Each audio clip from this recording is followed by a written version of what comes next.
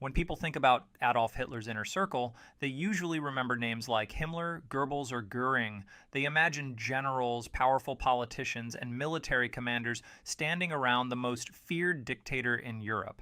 But there was one man who held a different kind of power. He carried no weapon, commanded no army, and never gave military orders, yet he could walk into Hitler's private room almost whenever he wanted, while high-ranking officers often waited outside for permission to enter. This man simply opened the door with a worn leather medical bag in his hand. His name was Theodor Morell, and before long Hitler trusted him more than almost anyone else. That trust surprised nearly everyone. Morell didn't look impressive, he wasn't the picture of a disciplined German officer, and he certainly didn't fit the image of an elite physician. Several people who met him described him as overweight, untidy, and unpleasant to be around. Some even complained about his personal hygiene. To many of the men surrounding Hitler, he looked like the last person who should have been responsible for the Führer's health. So why did Hitler refuse to let him go?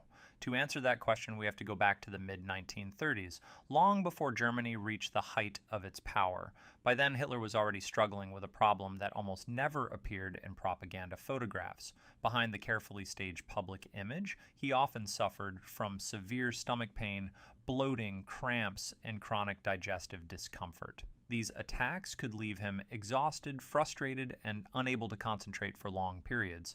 His closest staff knew about it, but the German public never did. To millions of people, Hitler appeared energetic and unstoppable. Behind closed doors, he was desperately looking for someone who could make him feel normal again. He had already consulted several doctors. None of them managed to earn his complete confidence. Then a recommendation led him to a Berlin physician named Theodor Morell. Morell had built a successful private practice by treating wealthy businessmen, actors, diplomats, and influential clients. He wasn't known for following conventional methods. Instead, he experimented with combinations of vitamin injections, bacterial preparations, hormone treatments, and nutritional therapies that many traditional doctors viewed with suspicion. Some patients believed his treatments worked wonders. Others thought he relied too heavily on unproven ideas. Even within Germany's medical community, opinions about him were sharply divided. Hitler didn't seem to care about that debate. He cared about results. During their first consultations, Morell focused on Hitler's digestive problems. He believed that improving intestinal health could reduce many of the symptoms that had been bothering his new patient for years. Exactly how effective those treatments were is still debated today. Some historians argue that the improvement may have been temporary or influenced by other factors, including changes in diet and routine. But one fact is difficult to dispute. Hitler believed the treatments were helping, and once Hitler became convinced that someone was improving his health, his loyalty could become remarkably strong. Within a relatively short time, Morell was no longer just another doctor making occasional visits. He became part of Hitler's daily routine. He traveled with him, accompanied him to military headquarters, attended important meetings when necessary, and remained close enough to examine him whenever new symptoms appeared. Very few people enjoyed that level of personal access. As the years passed, Morell's influence quietly continued to grow. He wasn't making speeches, he wasn't designing military strategy, he wasn't shaping foreign policy, yet almost every day he was making decisions about the physical condition of the man making all of those decisions himself. To Hitler, Morell had become indispensable. To many of the other Nazi leaders, however, he was becoming something very different. They believed the strange doctor with the leather bag had gained far too much influence over the most powerful man in Germany. Some thought he was incompetent. Some believed he was making Hitler weaker. Others simply couldn't understand why Hitler trusted him so completely. That growing tension would eventually turn Morell into one of the most controversial figures inside Hitler's inner circle, and what began as a simple search for relief from stomach pain would soon become a relationship surrounded by suspicion, resentment, and endless debate.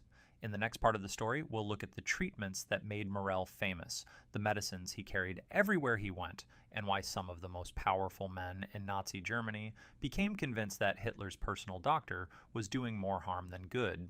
By the late 1930s, Theodor Morell was no longer just Hitler's physician. He had become part of the dictator's everyday life. Wherever Hitler traveled, Morell usually wasn't far behind. His leather medical bag became almost as familiar inside Hitler's headquarters as the uniforms of generals and bodyguards. Inside that bag was an extraordinary collection of medicines. Some were perfectly ordinary for the time: Vitamins, glucose, digestive remedies, and pain relievers were common parts of medical treatment during the 1930s and 1940s, but there were also hormone preparations, bacterial cultures, sedatives, stimulants, and experimental mixtures that reflected Morell's unconventional approach to medicine. He believed many illnesses could be controlled through frequent injections and personalized combinations of drugs. Hitler trusted that approach completely. If he felt tired, Morell had an injection. If his stomach acted up, Morell had another treatment. If he complained about low energy before an important meeting, Morell almost always had something ready. Over time, these treatments became part of Hitler's daily routine rather than rare medical emergencies. Today, historians know a great deal about those medications because Morell kept remarkably detailed medical notes. Those records show that Hitler received a wide variety of drugs throughout the war. Some were harmless nutritional supplements by the standards of the day. Others would be considered far more controversial today. The exact effects of many of these combinations are still debated because medicine has changed dramatically since the 1940s. One drug in particular has attracted enormous attention. It was called Eucadol, a powerful opioid painkiller that is chemically related to oxycodone. Historical records show that Morell administered it to Hitler on several occasions, particularly during the later years of the war when Hitler's health was clearly declining. Some historians believe its use may have affected Hitler's mood or physical condition, while others argue there isn't enough evidence to draw firm conclusions. What is certain is that the medication was extremely powerful. The injections didn't go unnoticed. As the years passed, more and more people inside Hitler's inner circle began watching Morell with suspicion. Hermann Göring openly mocked him. He thought Morell was little more than a quack who had somehow convinced Hitler that injections could solve every problem.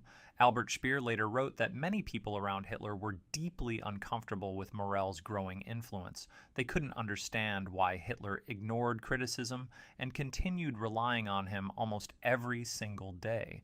Even officers who rarely questioned Hitler's decisions quietly complained about the doctor's presence.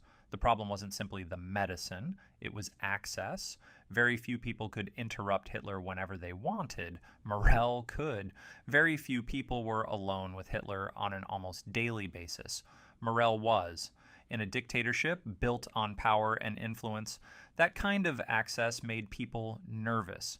Every conversation with Hitler mattered. Every recommendation carried weight.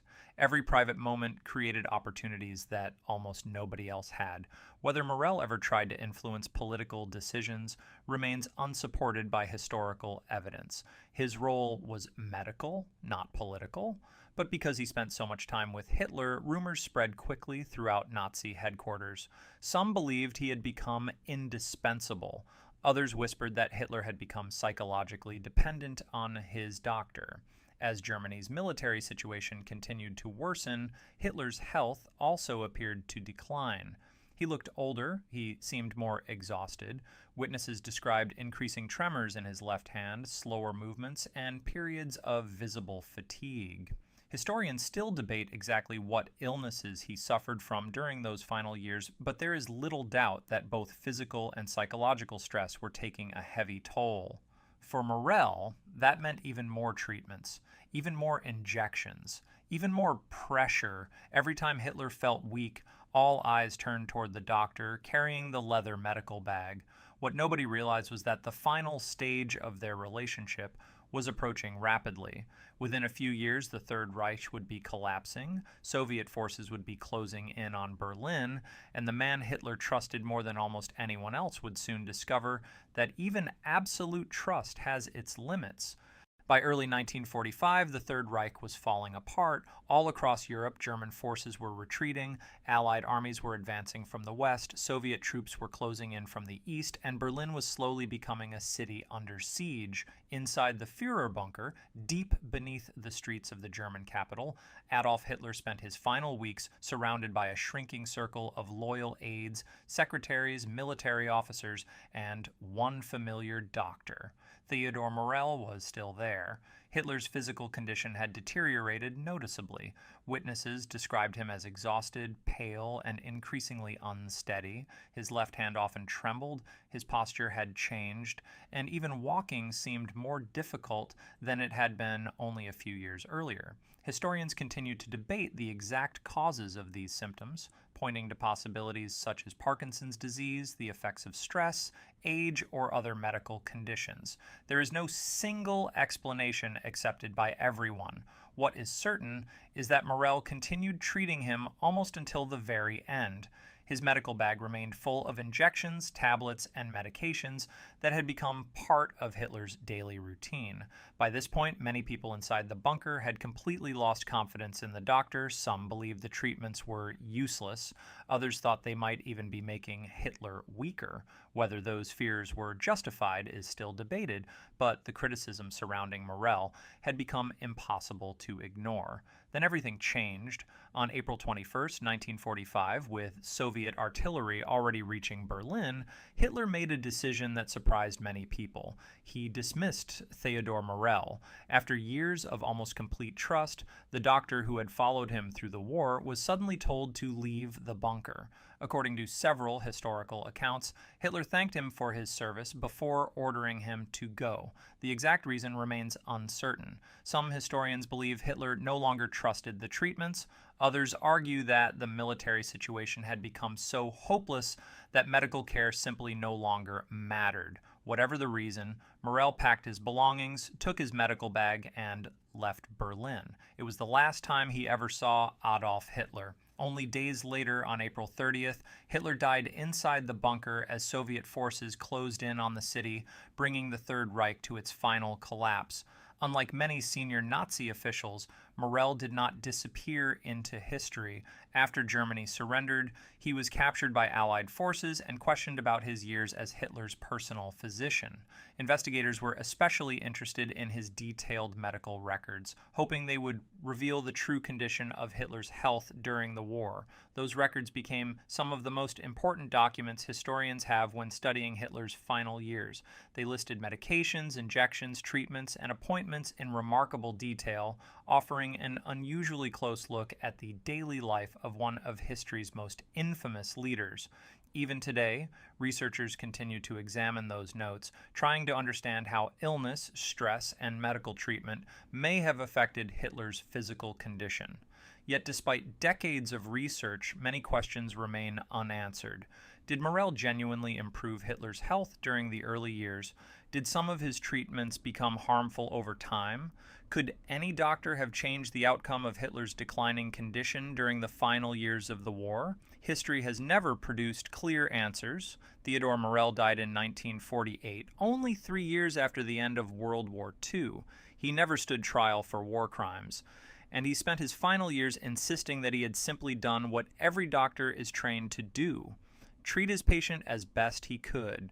Whether history judges him as an innovative physician, an incompetent doctor, or something in between is still a matter of debate, but one fact is beyond dispute. Few people in history were ever granted the level of personal access that Theodor Morell had. He wasn't a general. He wasn't a politician. He wasn't a military strategist. He was simply a doctor. Yet for nearly a decade, he stood closer to Adolf Hitler than almost anyone else, carrying a small leather medical bag that became one of the most quietly influential objects inside the Third Reich.